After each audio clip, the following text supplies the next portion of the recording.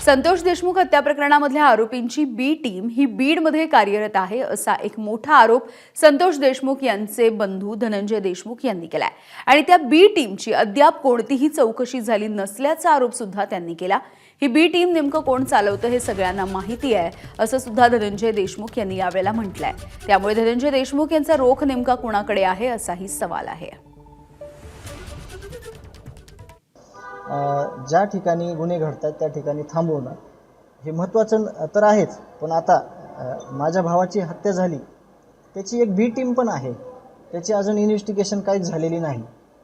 आता हे आपला तपास होत आल्यानंतर आम्ही इन्व्हेस्टिगेशन करणार आहोत आणि ह्याची जी बी टीम आहे पुढं भविष्यात त्या टीमपासून समाजाला कुठं धोका नाही झाला पाहिजे याच्यासाठी प्रयत्न करणार आहोत।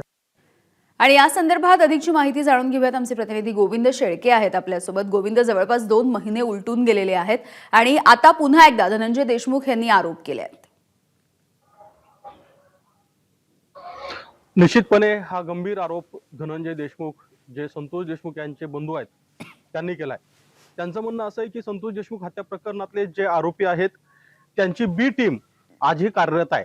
खरं तर हा बी टीम जो शब्द उच्चारलाय तो नेमका कुणा संदर्भात आहे याचा अंदाज आपण लावतोय। अद्याप त्यांनी त्याच्या बद्दलचं स्पष्टीकरण दिलेलं नाहीये अथवा खुलासा केलेला नाहीये, पण आम्ही बघतो की सातत्याने मागच्या 2 महिन्यामध्ये ज्या आरोपीवरती कारवाई झाली आहे, ज्या आरोपींना अटक झाली आहे, त्या आरोपींना हा गुन्हा केल्यानंतर पळून जाण्यासाठी ज्यांनी मदत केली, त्यांना पैसे पुरवले, त्यांना गाडी पुरवली, त्यांना साथ दिली, त्या लोकांवर कारवाई होत नाही असा आरोप धनंजय देशमुख करतायत। तर यातल्या काही लोकांची पोलिसांमार्फत चौकशी सुद्धा झाली। काही लोकांच्या संदर्भात आम्ही ज्यावेळी सीआयडी कडे चौकशी केली त्यावेळेस त्यांनी सांगितलं की ज्या संदर्भाने त्या व्यक्तीची चौकशी झाली त्याचा कोणताही सहभाग त्यात आढळला नाही, असेही काही लोक याच्यामध्ये होते।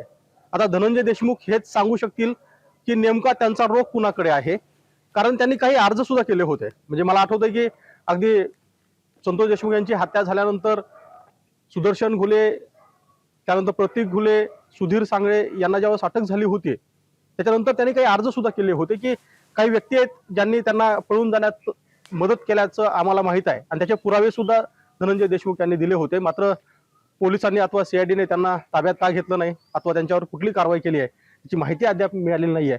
मात्र ही गंभीर बाब आहे की जर संतोष देशमुख हत्या प्रकरणातल्या आरोपींना सहकार्य करणारे किंवा इतक्या मोठ्या प्रमाणात लोक आणखी बाहेर आहेत आणि ज्याला बी टीम म्हणून धनंजय देशमुख यांनी संबोधलंय ते जर आजही कार्यरत असतील तर हे फार गंभीर आहे।